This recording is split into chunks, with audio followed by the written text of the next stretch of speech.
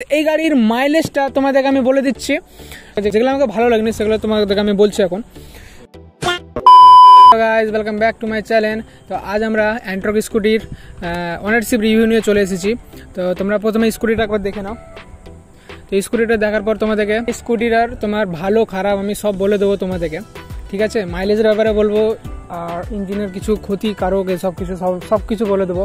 আমার 6 বছরে আমাকে কি লেগেছে স্কুটিটা আমি সব তোমাদেরকে ভালোভাবে জানিয়ে দেবো, ঠিক আছে। তো সবারই প্রথমে আমরা ভালোটা বলছি। সবারই প্রথমে তোমাকে আমি বলে দিচ্ছি এই স্কুটির মানে অসাধারণ পাওয়ার, অসাধারণ পাওয়ার। কারণ স্কুটি সেগমেন্টে 125 সেগমেন্টে আমাকে এত সুন্দর স্কুটি কোনো স্কুটি আমাকে পছন্দ হয়নি। এই স্কুটিটা আমাকে অনেক সুন্দর লেগেছে। তো পাওয়ারের দিক থেকে তোমরা যদি নিতে চাও চোখ বন্ধ করে তোমরা স্কুটিটা নিয়ে নিতে পারো। সেকেন্ড যেটা আমি বলতে চাই, সাউন্ড একদম অসাধারণ সাউন্ড বটে। তোমাদেরকে শেষে শুনিয়ে দেবো একবার, তোমরা যদি দেখতে চাও তো আমি তাও দেখিয়ে দেবো একবার, কোনো অসুবিধা নেই। গাইস তোমরা যদি এই স্কুটির কমফর্টে জানতে চাও সেটা আমি বলে দিচ্ছি। এই স্কুটির কমফর্ট তোমার অ্যাভারেজ, মানে আমি খুব একটা ভালো বলবো না, খুব একটা খারাপও বলবো না, অ্যাভারেজ বটে। তারপরে গাইস ব্রেকিং একদম অসাধারণ ব্রেকিং বটে, সুন্দর একদম। নন এবিএস থেকেও এত সুন্দর একটা ব্রেকিং প্রোভাইড করে টিভিএস এ, মানে চরম অসাধারণ বলার, মানে আমি কিছু বলতে পারছি না, এত সুন্দর ব্রেকিং। 6 বছর হয়ে গেছে, তা এত মানে কিছু আমি চেঞ্জ করিনি, ব্রেক প্যাডও চেঞ্জ করিনি, আমি কোনো কিছু চেঞ্জও করিনি, এত সুন্দর ব্রেকিং এখন আমার অনেক ভালো লাগে। তো গাইস তারপরে নেক্সট যেটা ছিল হ্যান্ডেলিং।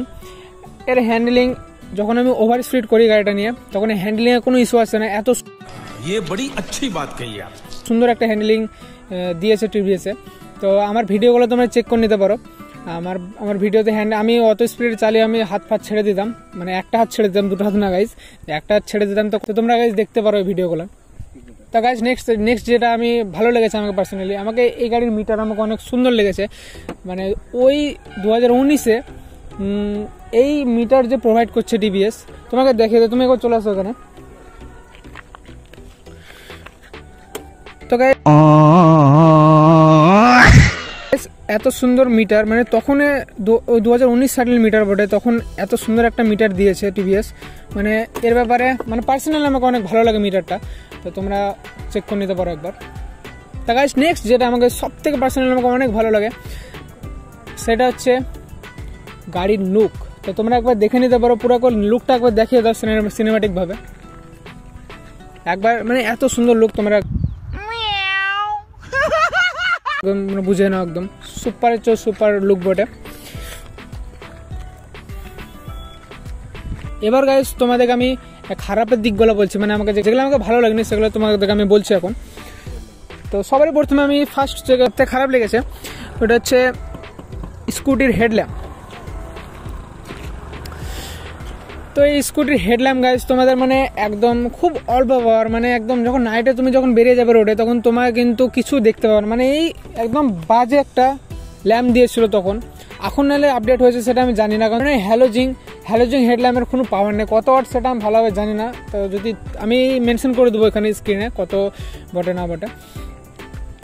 তোমাদেরকে যদি তোমরা এই গাড়িটা নাও আর যদি স্টক হেডল্যাম্প থাকে তাহলে তোমাদের কিন্তু এটা আপডেট করে নিতে হবে, ঠিক আছে। তবে মানে একটা ভালো একটা সেফটি পাবে। তো গাইজ দেখো, এবার আমি নেক্সট যেটা বলছি খারাপের দিক থেকে, বিল্ড কোয়ালিটি, ঠিক আছে। 6 বছর পরে গাড়িটা কীরকম মানে বিল্ড কোয়ালিটি আপনাদেরকে দিতে পারে সেটা আমি আপনাদেরকে পরিষ্কার দেখিয়ে দেবো। তো তোমরা ক্যামেরা নিয়ে আসো, আমি কিছু বলবো না, তোমাদেরকে দেখাবো ডাইরেক্ট। প্রথমে এখানে দেখাও, এগুলা চিপকাবে না, বুঝতে পারছো, এগুলা চিপকাবে না, কারণ বিল্ড কোয়ালিটি একদম 6 বছর পরের বলছি আমি। মানে এই একবার যদি গাড়ি খুলে দাও তাহলে কিন্তু এই আর জয়েন্ট লিবে না। তারপরে এখানে দেখো একবার, এগুলো তোমরা দেখতে পাচ্ছ, ঠিক আছে। আর বিল্ড কোয়ালিটি অ্যাভারেজই বলবো, অ্যাভারেজ বলবো, আর কিছু বলতে চাই না আমি এসব ব্যাপারে। এগুলো দেখে নাও একবার, এগুলা দেখিয়ে দাও।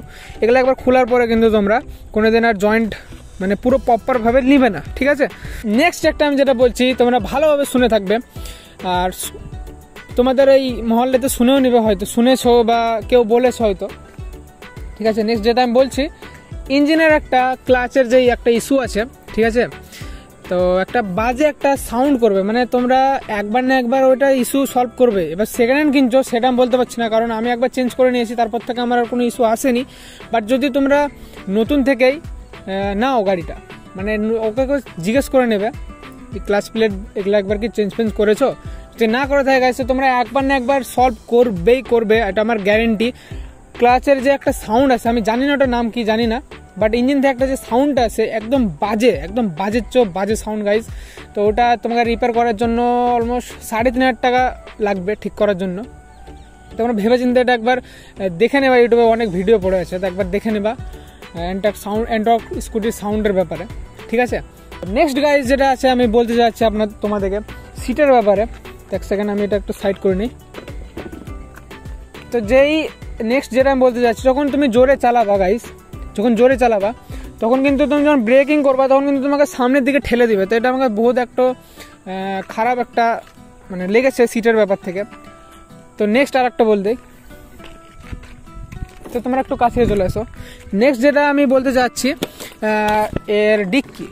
তো ডিক্কিটা তোমার মানে অনেক ছোট, ফুল ফেস হেলমেট কিন্তু আঁটবে না। আগে বলে দিলাম তোমাদেরকে, হাফ ফেস হেলমেটে তোমাকে অ্যাডজাস্ট করতে হবে। ফুল ফেস যদি তোমাদের কাছে হেলমেট থাকে তাহলে কিন্তু তোমরা এখানে অ্যাডজাস্ট করতে পারবে না। আর এখানে একটা চার্জিং পয়েন্ট পাবা, তোমরা একবার দেখিয়ে দাও। বাস হয়েছে। আর একটা তোমরা লাইটও পাবে এখানে, একবার লাইটটাও দেখিয়ে দাও, ঠিক আছে, লাইটটাও পাবে। এগুলা তোমরা আশা করি তোমরা দেখেছো, তো আমি একবার দেখিয়ে দিলাম। আমি তো 6 বছরের ওনারশিপ রিভিউ দিচ্ছি।